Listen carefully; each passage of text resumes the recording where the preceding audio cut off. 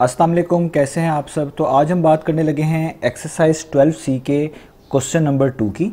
मेरे पास ये बुक 2 है जिसको हम D2 भी बोलते हैं और उसका ये चैप्टर नंबर 12 चल रहा है जिसका नाम है volume and surface area of pyramids, cones and spheres.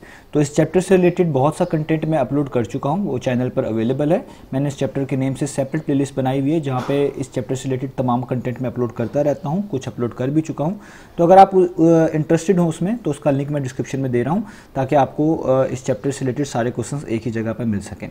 तो आइए अब क्वेश्चन नंबर 2 स्टार्ट करते हैं। इसकी स्टेटमेंट रीड कर लेते हैं और उसके बाद इसको सॉल्व करना शुरू करते हैं। तो इसकी स्टेटमेंट यहाँ पे बहुत क्लियर है, लिखा हुआ है find the radius of the following spheres with given volumes. हमें बेसिकली जो है वॉल्यूम्स दिए हुए हैं स्फीयर्स के, जिस तरह कि आपको यहाँ पार्ट नंबर ए में नज़र आ रहा है। ये बेसिकली में वॉल्यूम गिवन है और हमने रेडियस फाइंड आउट करके दिखाना है। हमने बेसिकली रेडियस फाइंड आउट करके दिखाना है स्फीयर का। तो ये ए से लेकर एफ तक पार्ट है, मैंने अभी सिर्फ ए पार्ट लिखा है। तो ये जो वॉल्यूम्स हमें गिवन है हमने इनकी मदद से रेडियस ऑफ अ स्फीयर निकाल कर दिखाना है। ये सिंपल सा क्वेश्चन है। तो आइए स्टार्ट करते हैं पार्ट नंबर ए से। तो पार्ट नंबर ए में जो वॉल्यूम गिवन है वो है 1416 सेंटीमीटर क्यूब। तो इसकी मदद से रेडियस तब निकाला जा सकता है जब हमें वॉल्यूम ऑफ अ स्फीयर का फॉर्मूला पता हो। तो मैं सबसे पहले वॉल्यूम ऑफ अ स्फीयर का यहाँ पे फॉर्मूला लिखने लगा हूँ। तो यहाँ पे मैं लिखता हूँ वॉल्यूम ऑफ अ स्फीयर। तो इसका फॉर्मूला आप लोगों को अब याद हो गया होगा, मैं क्वेश्चन नंबर 1 में भी यूज़ कर चुका हूँ, अभी फिर दोबारा आ रहा है। तो वॉल्यूम ऑफ अ स्फीयर का फॉर्मूला है 4/3 पाई r⁴। याद रहे ये जो r है हमारे पास ये बेसिकली रेडियस है और यही हमने फाइंड आउट करके दिखाना है इस क्वेश्चन में। तो आपने क्या करना है, आपने जस्ट ये जो वैल्यूज़ हैं ये सारी की सारी पुट कर देनी है इस फार्मूलाज में। यानी वॉल्यूम ऑफ अ स्फीयर हमें पहले से गिवन है 1416। तो वॉल्यूम ऑफ अ स्फीयर के नीचे आप लिख लें 1416 इक्वल टू का साइन डालें 4/3 और पाई r³ जो है वो वैसे का वैसे ही रहेगा। अब हम इसको थोड़ा मॉडिफाई कर लेते हैं, थोड़ा सॉल्व कर लेते हैं। तो हम किस तरीके से इसको सॉल्व कर सकते हैं, आप देख सकते हैं यहाँ पे 3 जो है ये डिवाइड हो रहा है। जब ये इक्वेशन के दूसरी तरफ मूव करेंगे तो ये मल्टीप्लाई हो जाएगा, यानी ये हो जाएगा 1416 मल्टीप्लाई बाय 3। यानी जो 3 डिवाइड हो रहा था मैंने इसको इक्वेशन के दूसरी तरफ मूव किया है तो ये मल्टीप्लाई हो गया। आप दोनों तरफ 3 से मल्टीप्लाई भी कर देंगे तो भी इसका मीनिंग यही बनेगा जो मैं अभी इक्वेशन लिख रहा हूँ। और यहाँ पे जिस बचेगा 4 पाई और r⁴। अब यहाँ पे हमने क्योंकि जो चीज़ फाइंड आउट करनी होती है, हमने रेडियस फाइंड आउट करना है, तो हम इसको आइसोलेट कर लेते हैं, इसको सेपरेट कर लेते हैं। तो ये जो 4 पाई है यहाँ पे हम इसको भी यहाँ से मूव करेंगे।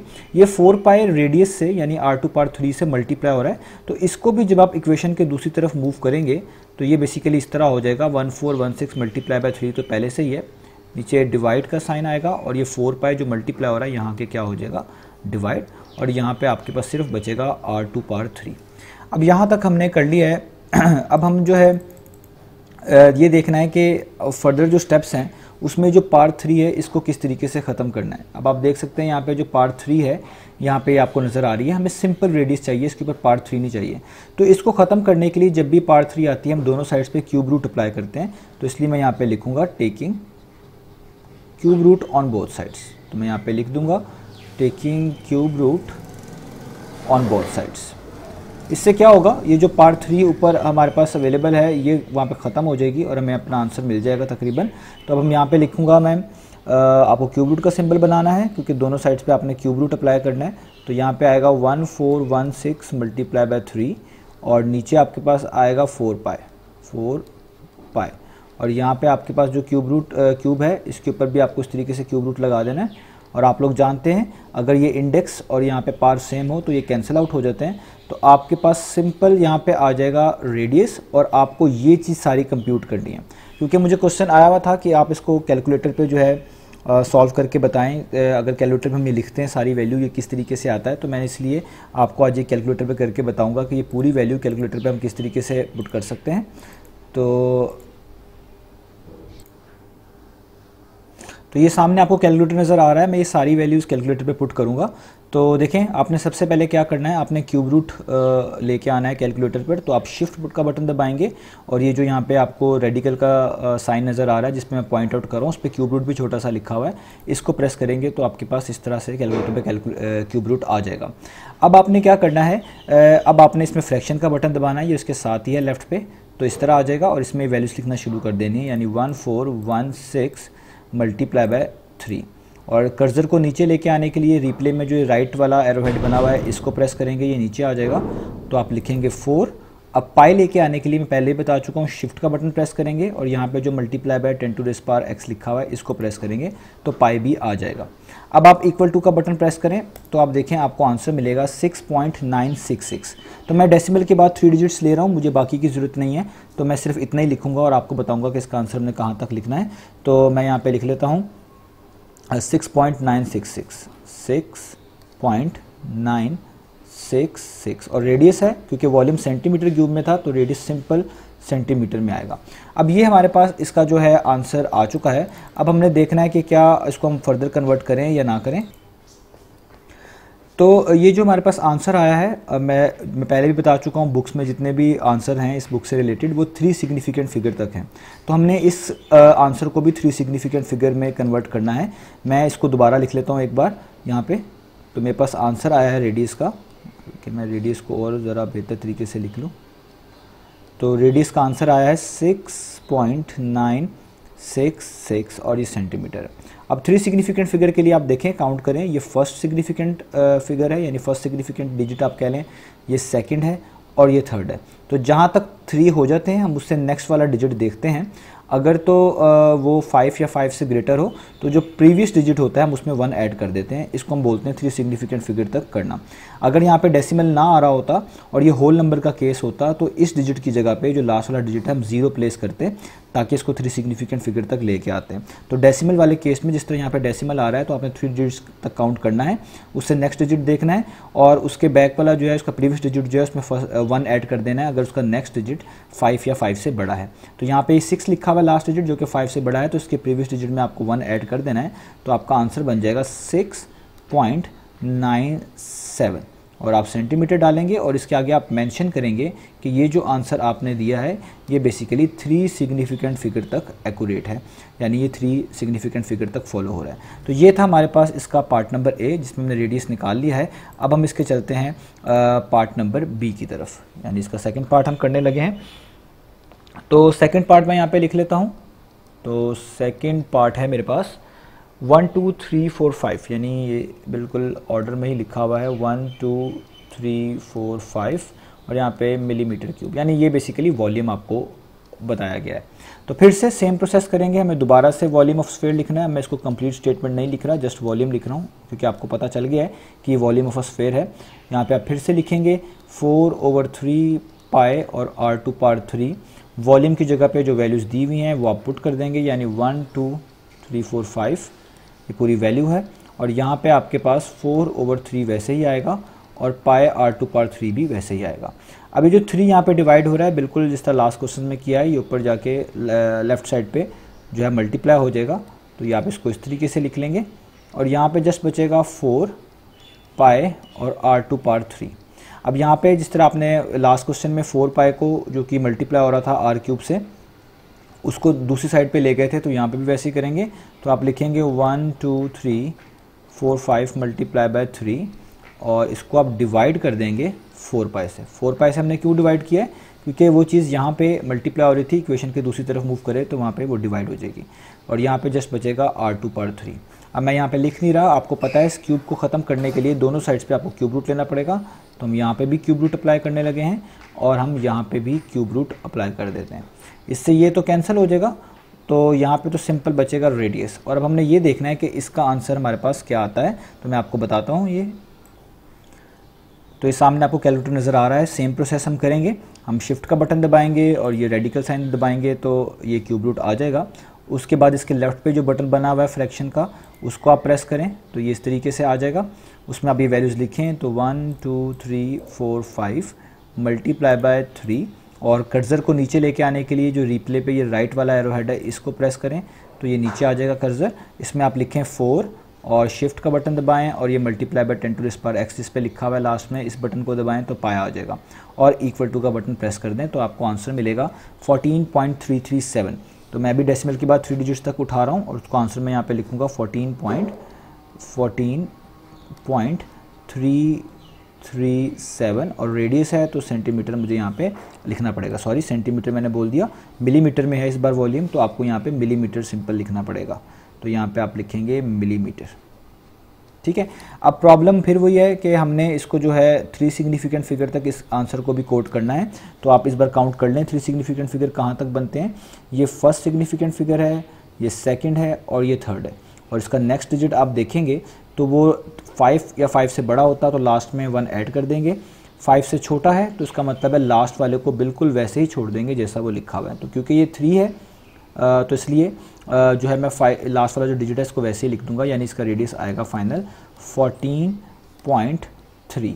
ये इनफ है। और यहाँ पे आप मिलीमीटर लिख दें और आगे आप मेंशन कर दें कि ये जो आंसर है आपका, ये आपका 3 सिग्निफिकेंट फिगर तक एक्यूरेट है।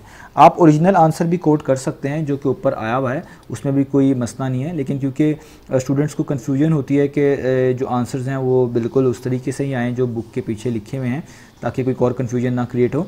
तो इस वजह से मैं उन चीज़ों को उस तरीके से ही लिख देता हूँ जिस तरीके से बुक फॉलो कर रही होती है।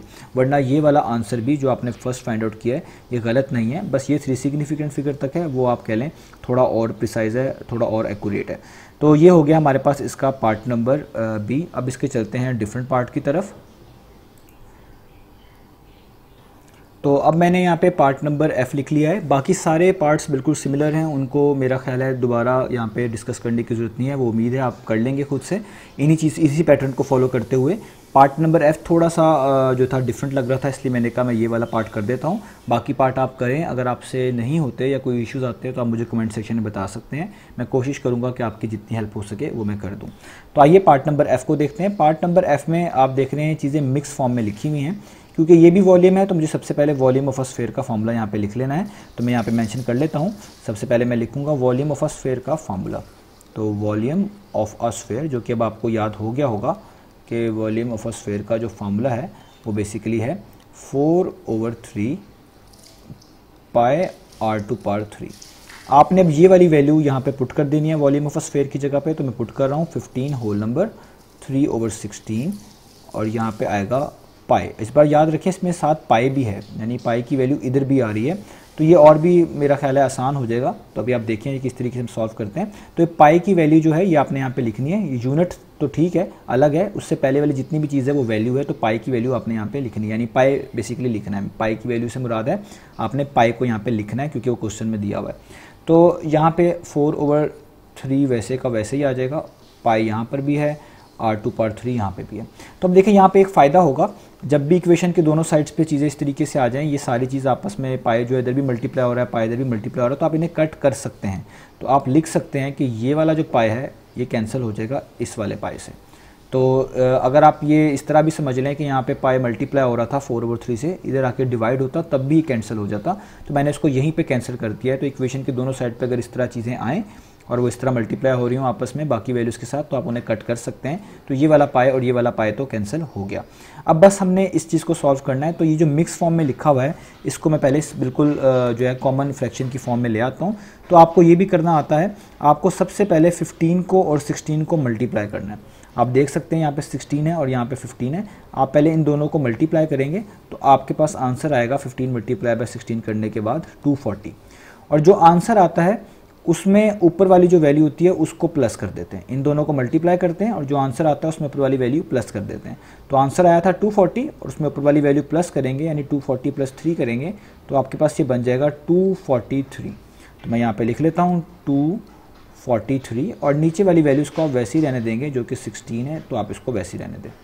और इक्वल टू के साइड पे यहाँ पे 4 है, यहाँ पे 3 है और यहाँ पे r³ बचा हुआ है क्योंकि पाई तो आप कैंसिल कर चुके हैं। अब हम इसको कर लेते हैं फर्दर। तो अब आप क्रॉस मल्टीप्लाई भी कर सकते हैं। मैं यहाँ पे क्रॉस मल्टीप्लाई करने लगा हूँ, यानी जो 3 है ये बेसिकली मल्टीप्लाई हो जाएगा 243 के साथ जाके, और जो 16 यहाँ पे डिवाइड हो रहा है ये मल्टीप्लाई होगा 4 के साथ जाके। तो क्रॉस मल्टीप्लिकेशन इसी को करते हैं, जो डिवाइड हो रहा है वहाँ जाके मल्टीप्लाई हो जाता है, यानी जो 3 यहाँ पे डिवाइड हो रहा है ये बेसिकली 243 से जाके हो जाएगा मल्टीप्लाई, और वहाँ पे जो ये जो 16 यहाँ पे डिवाइड 243 से हो रहा है ये इक्वेशन की दूसरी तरफ जाके 4 से हो जाएगा, 4r³ से हो जाएगा मल्टीप्लाई। तो ये मैंने क्रॉस मल्टीप्लिकेशन कर दी, 3 को 243 के साथ और 16 को 4r³ के साथ। तो अब आप 243 को भी जो है 3 से मल्टीप्लाई करें तो आपके पास आंसर आएगा 729। और यहाँ पे भी आप मल्टीप्लाई कर सकते हैं, ये 4 और 16 दोनों कॉन्स्टेंट्स हैं, इनको आप मल्टीप्लाई कर सकते हैं। तो आप 4 मल्टीप्लाई बाय 16 करेंगे तो आपके पास आंसर आएगा 64। तो आप यहाँ पे लिखें 64 और आर क्यूब को वैसे ही रख लें। अब यहाँ पे 64 आर क्यूब से मल्टीप्लाई हो रहा है, इसको भी इक्वेशन की दूसरी तरफ मूव करना पड़ेगा, क्योंकि हमने जो चीज़ फाइंड आउट करनी होती है हम उसको आइसोलेट करते हैं। तो 64 आर क्यूब से मल्टीप्लाई हो रहा है, इसको भी आप इक्वेशन की दूसरी साइड पे मूव करेंगे तो ये वहाँ जाके हो जाएगा इस तरीके से डिवाइड, और यहाँ पे जस्ट आपके पास बचेगा रेडियस टू पावर 3 यानी आर टू पावर 3। अब आपने जो चीज़ फॉलो करनी है वो ये है कि यहाँ पे फिर क्यूब है तो दोनों साइड्स पे आपको क्यूब रूट लेना पड़ेगा। तो आप यहाँ पे भी क्यूब रूट अप्लाई कर दें और यहाँ पे भी क्यूब रूट अप्लाई कर दें, ये क्यूब और क्यूब रूट ख़त्म हो जाएगा और हम इस चीज़ को जो है अब सॉल्व कर लेंगे। अब देखें ये आपको मैं भी फिर से कैलकुलेटर की मदद से करके बताऊंगा कि आपने किस तरीके से सॉल्व करना है। तो फिर दोबारा शिफ्ट का बटन दबाएं और रेडिकल का साइन दबाएं, यहाँ पे क्यूब रूट लिखा आ जाएगा। उसके बाद आपने फ्रैक्शन का बटन प्रेस करना है, तो आप फ्रैक्शन का बटन प्रेस कर दें, इसमें लिखें 729, रिप्ले का बटन दबाएं कर्सर को नीचे लेके आने के लिए और लिखें 64। जब आप इक्वल टू का बटन प्रेस करेंगे तो आपको आंसर मिलेगा 9/4। मैं यहाँ पे लिख लेता हूँ 9/4। और क्योंकि यहाँ पे जो हमारे पास वॉल्यूम गिवन था वो मीटर क्यूब में था, तो इसलिए रेडियस के लिए मैं यहाँ पे मीटर यूज़ करूँगा, सिंपल, और यहाँ पे आर आएगा। अब यहाँ पे एक और बात इंपॉर्टेंट है, अगर आपने आंसर पॉइंट्स में देना है यानी डेसिमल यूज़ करने हैं, आपने डेसिमल में आंसर आए कोई, तो आपने ये SD का बटन दबाना है जो यहाँ पे मेमोरी क्लियर के साथ लिखा हुआ है, लेफ्ट पे M+ वाले बटन के साथ लिखा हुआ है ये वाला बटन। तो आप जब SD वाले बटन को प्रेस करेंगे तो आप देखेंगे ये 2.25 आ रहा है, और ये पहले से ही 3 सिग्निफिकेंट फिगर्स के अंदर है, यानी इसमें पहले से 3 डिजिट्स हैं जो कि तीनों के तीनों सिग्निफिकेंट है और कुछ आ ही नहीं रहा, तो इसमें आपको राउंड ऑफ करने की ज़रूरत भी नहीं पड़ेगी। तो इसका आंसर आप डायरेक्ट ही लिख सकते हैं कि आपके पास जो यहाँ पे रेडियस का आंसर आया है वो आया है 2.25 और साथ आप लिखेंगे मीटर। तो ये आपका हो गया ये पार्ट नंबर F। तो इसी तरीके से आपने बाकी पार्ट्स भी सॉल्व कर लेने हैं, जिसके अंदर भी पाई लिखा हुआ है आपने उसको वैसे ही कोड करना है, वो कैंसिल आउट हो जाएगा, बाकी सारा प्रोसीजर यही रहेगा। तो उम्मीद करता हूँ वो आप लोग खुद से ट्राई करेंगे। तो ये था एक्सरसाइज 12C का क्वेश्चन नंबर 2।